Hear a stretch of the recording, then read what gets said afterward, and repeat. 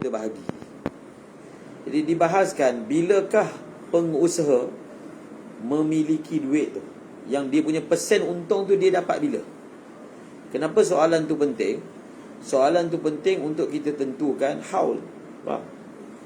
Kalau kita tahu dia dapat bila, maka kita dah boleh kira dia punya haul. Jadi adakah dia akan dapat duit tu bila berniaga-berniaga ada untung, automatik dalam tu ada dia punya persen. Automatik, tak perlu dibuat agihan, barulah ternyata. Dia ada dua pendapat. Perbahasan ni sebenarnya dalam bab buyung, dalam bab qira'. Kemudian dibawa ke dalam bab zakat.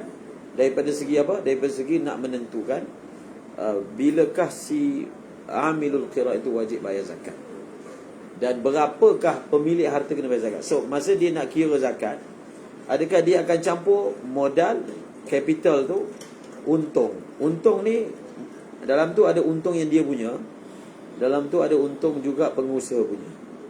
Jadi masa dia kira, adakah dia punya capital plus dia punya untung tanpa kira yang orang tu punya, ataupun kira semua sekali.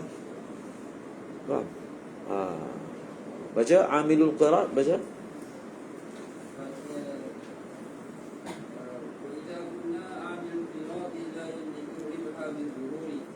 Dia ada dua pendapat.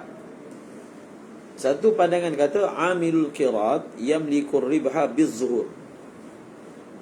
Pendapat yang kedua, amilul qirat yamlikur ribha bil qismah.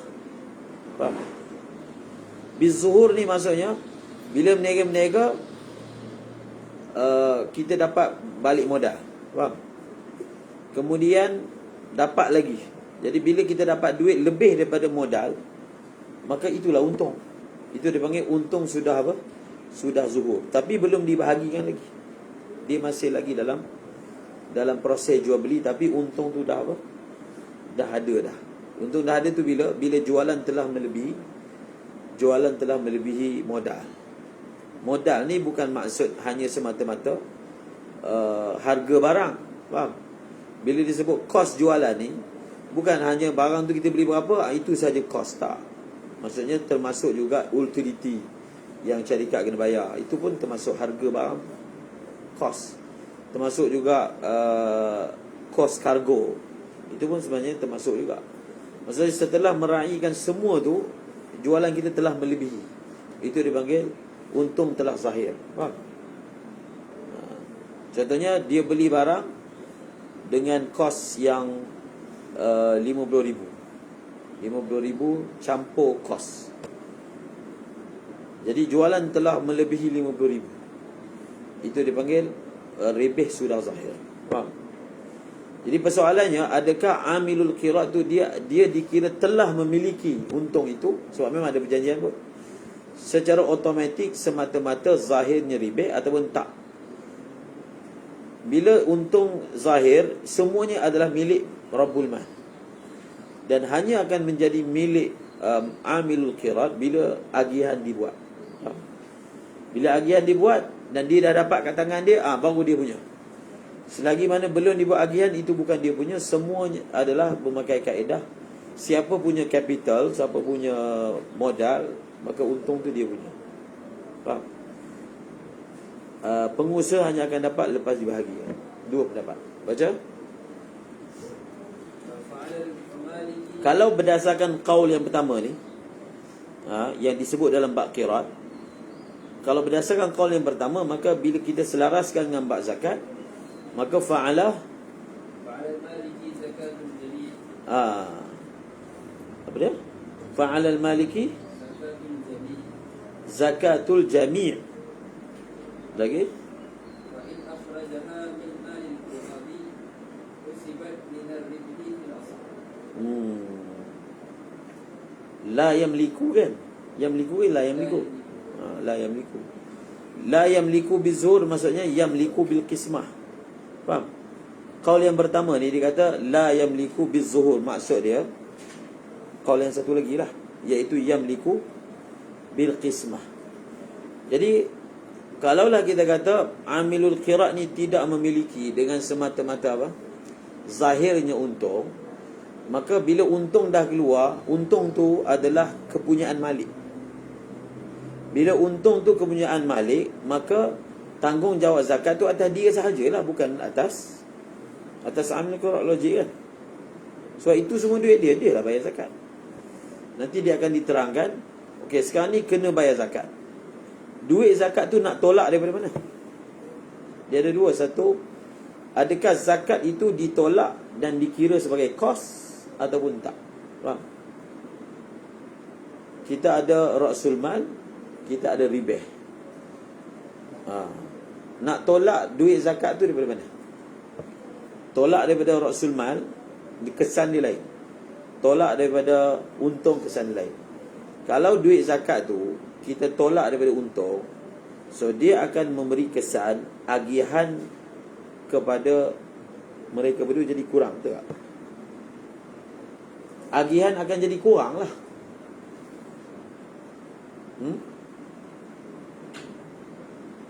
Logik tak? Agihan jadi kurang. Kalau kita tolak daripada ribah, contohnya 50,000 capital, 20,000 untung. Kalau dan perjanjian dua orang ni 50%, 50%. 50-50. Dan untung hanya dibahagikan selepas tolak kos. Bukan tanpa kos. Tolak kos baru panggil untung kan. Kita katalah bersih tu, 20 tu adalah bersih. Jadi kalau kita bahagikan tanpa ambil zakat daripada tu, maka maknanya seorang dapat 10,000. Tapi dalam perkara ini, untung itu bukan, zakat itu diambil daripada untung. Maksudnya apa? Kena tolak zakat dulu baru bahagi 50-50. Jadi daripada 20,000, faham? Bahagi 40 berapa? 500. Tolak RM500. Jadi agihan untung hanya akan diberikan setelah tolak zakat. So jadi dia 19,500 bahagi 2. Faham? Bukan daripada 20,000, tapi 19,500. Tolak zakat tu daripada untung, selepas tu barulah dibahagikan. Itu kaedah pentadbikan dia. Baca. Baca contoh dia dalam syarah.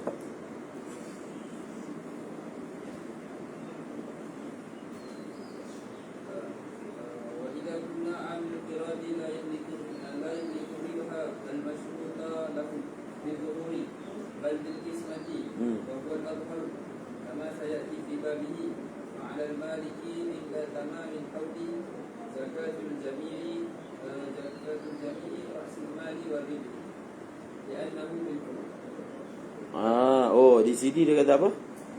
Zakat itu ditolak daripada semua yalah.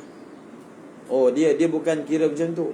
Zakat tu kita akan campurkan. 50,000 campur 20,000, daripada keseluruhan itu 25%. Itu maksud jami'. Jami' itu maksudnya mewakili capital campur untung.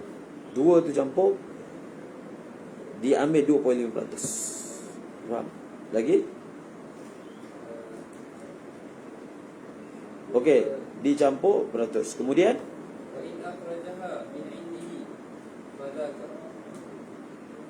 lagi? Dia ada dua benda. Satu, masa kita nak menjumlahkannya, kita akan jumlahkan keseluruhan. Tapi masa kita nak keluarkan, kita keluarkan daripada untung, bukan keluarkan daripada modal. Faham? Maksudnya, apa kesan dia keluarkan daripada untung ataupun keluarkan daripada modal? Kalau kita keluarkan daripada untung, daripada modal, dia punya modal akan jadi kurang. Faham? Kalau kita keluarkan daripada untung dia jadi kurang. Jadi Malik tu dia ada pilihan, sama ada dia bayar zakat pakai duit lain, duit lain selain daripada duit pelaburan tu, maka itu terpulang pada dia. Tapi kalau dia nak keluarkan daripada duit pelaburan, dia kena tolak daripada untung, bukan tolak daripada modal. Faham? Tapi masa penjumlahan berlaku, penjumlahan kesemua sekali. Tapi setelah kita tahu berapa nisbah dia, kita akan tolak daripada untung. Baca lagi.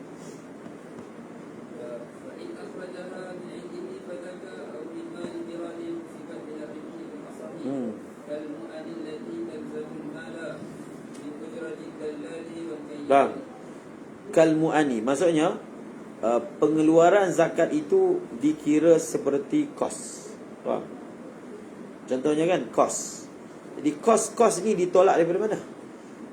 Kos-kos ditolak daripada untung. Bila pelaburan berlaku, pengusaha dia kena jaga capital tu. Kena jaga jangan kurang. Faham? Bahkan kalau berlaku kerugian, kita akan ambil untung tampung supaya dia punya modal kekal seperti asal. Faham? Jadi contohnya kita berniaga dapat 70,000. Tak tolak lagi kos mu'an tu. Jadi sekarang kita nak tolak kos. Kita katakanlah kos itu adalah 10,000. Oh, tinggi kos dia. Jadi 10,000 tu nak tolak daripada mana? Kalau tolak daripada modal, maksudnya modal 50,000 dia jadi 40 je. Sebab kos tu kita kira tolak daripada dia. Tak boleh. Kos bukan tolak daripada modal, kos tolak daripada untung. Daripada lebihan modal. Untung kasar. Untung kasar lah kita panggil. Tolak. Kemudian oleh kerana 10,000, untung kasar dia 20,000, so maknanya baki untung bersih adalah 10,000 sahaja. So zakat ini dia termasuk kos. Faham? Dia dikira macam kos. So dia akan ditolak daripada untung, bukan ditolak daripada modal. Faham? So maksudnya berapa kos zakat? Daripada 70,000 berapa zakat? 25%. Jumlah zakat itu akan diambil daripada 20,000. Maka 20,000 itulah yang akan kurang. Bukan 50,000 dia tetap kekal. Sebab ini dalam bab mudharabah memang macam tu. Kena jaga ra'sul mal itu supaya tidak berkurangan. Kalau ada kerugian pun kita akan ambil untung untuk tutup kerugian pada modal supaya dia kekal seperti biasa. Wallahu a'lam.